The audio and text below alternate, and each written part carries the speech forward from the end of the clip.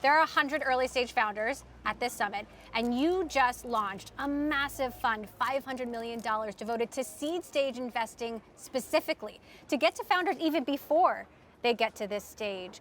What exactly are you looking for, and why are you doubling down on seed? So when we looked at the market and we said, where are the opportunities in capital? We said, well, our differential advantage is finding that early entrepreneur and building from the earliest stages. And so that's the reason why we said, okay, we need to have a seed fund. We need to go even earlier than Series A to seed, because we ourselves have built businesses. I built LinkedIn, Neil Busry built Workday. There's a whole stack of how do you go from the very first person or 2 or 3 people and then get to massive scale, and that's why we focus there. What does it say about the future of venture investing? I mean, the fact that it's getting even competitive, super competitive at that level. So look, I think everyone knows that technology is where the future is. That's why the capital is all going into that, and you see just prodigious amounts of capital being deployed at all stages of technology companies. People say, well, it's a bubble, but it's also clearly the future. And so you have to look for your differential advantages. Ours is that early, couple of founders building into amazing companies. Now, it's really interesting looking at your portfolio in particular, which 10 years ago you'd look at it and you'd see a lot of consumer social networks. Now you see the transportation networks potentially of the future. Aurora with self-driving cars, Convoy self-driving trucks, Joby electric aircraft, autonomous delivery vehicles with Neuro. What is your overall strategy here? Well, strategy might be overly generous to the kind of the instincts and the play that you're playing into, but it's. I like networks that help redefine our society in ways that make it better off for all of us. It's part of the reason I did LinkedIn. It's part of the reason why I kind of engage in Airbnb as a marketplace, my first Greylock investment. Transport's the same thing. If you actually, in fact, redefine this transportation network, you save huge numbers of lives. We see critical supply chain shortages now because of the working out of the pandemic. Well, if you actually had autonomous vehicles with Aurora, kind of working on that today, that would actually, in fact, make all of our lives better. So how could the supply chain issues we're feeling now be alleviated if this technology was right now at our fingertips? Well, among other things, as opposed to waiting for 3 months to have furniture delivered or 6 months to have furniture delivered or having these ships just stocked, waiting outside the port, you would have that delivery happening. And obviously it goes all the way from Aurora working on self-driving trucks, which are present in Texas now, to Neuro, which is a delivery from the grocery store to your doorstep. Now, how far away is that Jetsons-like future, though, really? I mean, I think we all want to know, when can I do this and when will it be safe? Well, safety is number 1, number 2, and number 3. They're all very, very focused on safety. I'd say a small number of years. I'd say 2, 3, 4. I mean, it's not only line of sight, it's like not even over the next hill. You can see it. Is the Jetsons an exaggeration of it, or could that be real? Well, I think it is becoming real. That's part of Joby, one of them, and the flying cars. Now, the flying cars was not an anti-grav thing. It was 6 props in a quiet, kind of electric vehicle. But I think that kind of transportation revolution that will help all of our lives is in line of sight. Now, you were one of the earliest investors in Facebook, and I've been dying to ask what you think about the current controversies. You have this whistleblower, Frances Haugen, who has exposed some very uncomfortable truths about research that Facebook did on itself.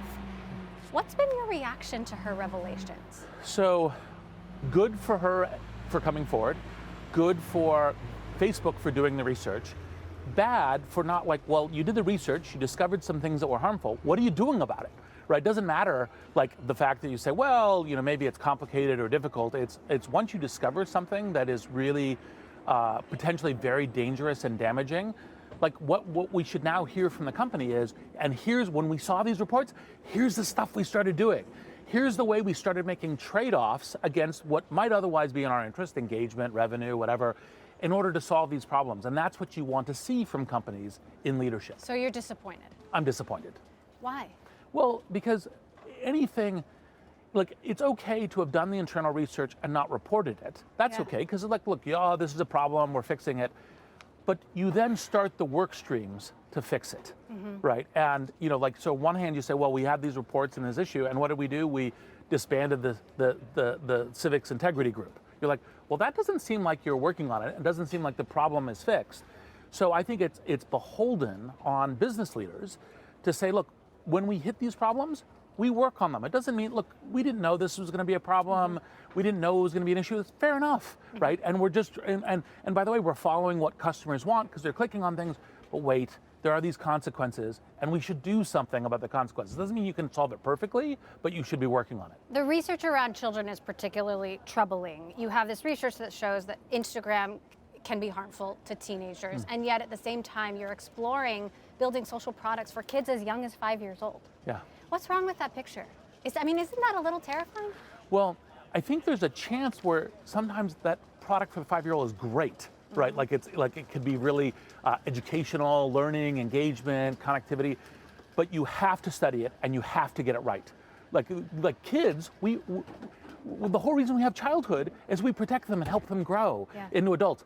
Everyone has a responsibility there. And at this point, can we trust Facebook to be building the social network for kids? I mean, let's be honest. Well, I think they have lost trust for good reasons with this, because you're not even responding to this crisis the right way.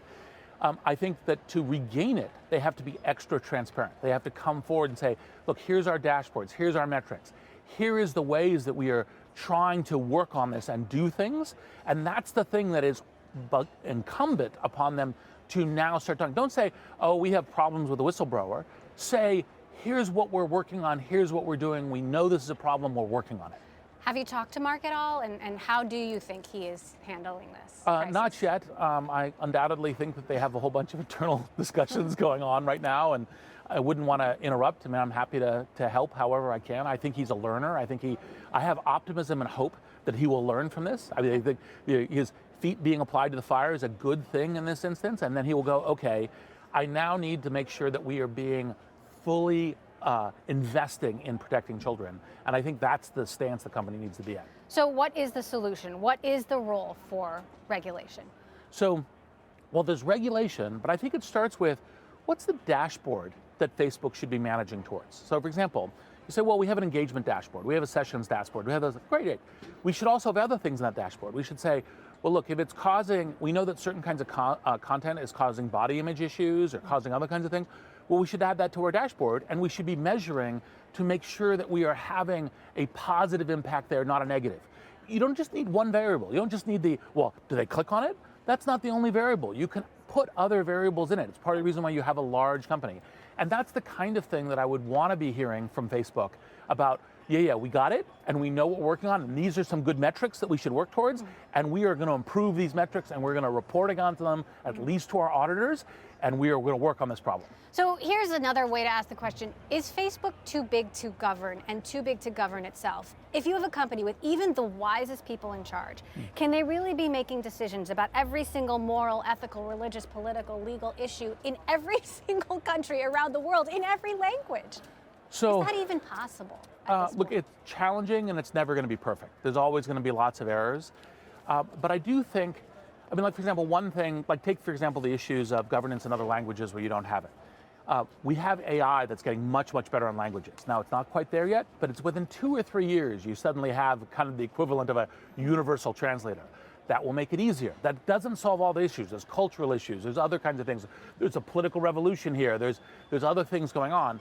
But that being said, one of the benefits of having a central service is that you can invest in these kinds of protection mechanisms. You can invest in the AI. You can invest in that dialogue and making it happen. I actually think there are good things about global services as well, where we understand other people. So you don't necessarily think Facebook should be broken up? I mean, because the proposal has been break up the Instagram, WhatsApp, Facebook, or even break up Facebook India. That should be its own thing. So I precisely think the wrong answer is break up. Right. It's not to say that there aren't, like, start with accountability, start with transparency, start with the dialogue, what you're doing, see if you need regulation from that point of view. Maybe you need to do a public-private thing, this kind of thing.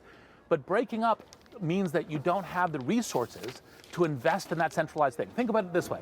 I break it up, and all of a sudden I got lots of 4chans and Reddits and everything else, and it's even more mayhem.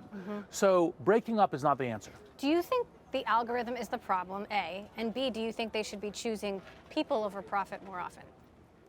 So the algorithm is part of the problem, but also can be part of the solution, because of which variables are you maximizing? You're only maximizing engagement, only maximizing sessions, then you're going to have some problems. And that is to some degree, they may not be doing it for profit reasons. They may be doing it for engagement reasons or strategic, or just like saying, hey, this is what people want. They're clicking on it. That's what they want. Hey, they're choosing it. But you should, part of the whole point about exhibiting good governance is to say, yeah, we're going to have lots of engagement. We're going to have lots of people clicking on things, but we're also going to pay attention to good health for them based on the research we're doing. Would you encourage others at companies, whatever company they are, who might have a problem with what's going on in their company to come forward? Well, if you don't know what to do, absolutely. You should go talk to people. It's fine. I actually was not dismayed by the fact they did the research and that they were not initially disclosing the research. But then you should start working on it. You should start doing things to solve it. And then, of course, a whistleblower comes forward. So then you should be able to show, like, oh, yeah, we did that research, and here's the stuff we started doing to try to fix it. That's the right response. So here we are, you are looking for the next generation of big companies, maybe not the next Facebook in this particular moment, but the next big thing. What should be in the entrepreneur's toolkit of today, post-pandemic, that maybe wouldn't be top on your list 10 years ago? Well, it's always about how do you build that amazing company. One of the reasons why I wrote the book Blitzscaling was not just to demonstrate kind of what does Silicon Valley learn and why do so many of the tech companies of the world come out of Silicon Valley, but also to help those entrepreneurs. So we have a whole chapter on responsible blitzscaling, which is as you multi-thread your organization, hire people who say, okay, where could we possibly do something that would really go wrong, and let's try to prevent it.